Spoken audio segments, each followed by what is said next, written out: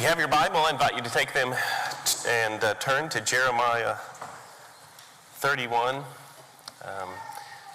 Pastor Jason was talking up here earlier, and he said something. I heard him say my name, and that I was preaching, and I couldn't hear anything else he said. It sounded like he said something about hoped you wouldn't fall asleep or something like that during the sermon. I think's what he said. I'm going to fix this. I'm on a cord here, and the pulpit is warbly. Okay, that's better. I feel like one of the Marx brothers all of a sudden. I'm not really sure what's going on. So Jeremiah 31 is where we are, and I would like us to begin. I'm going to read just a verse or two from Luke's gospel. I think you're going to have it on your screen, and then we'll pray. So we're doing the Lord's Supper this morning, and Pastor Jason had asked me to preach on the Lord's Supper.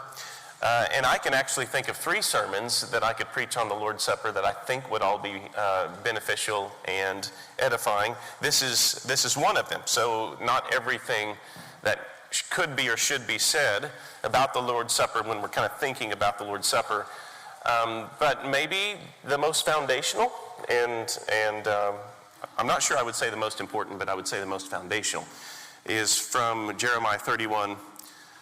On the prophecy concerning the new covenant. So this, it's interesting, the new covenant is prophesied quite a few times in the Old Testament prophets, but there's only one time in all of the Old Testament that it is called or referred to as the new covenant, and that's this passage. Usually in the Old Testament it's referred to as the everlasting covenant, and we're going to start this morning. Go ahead and put Luke 20.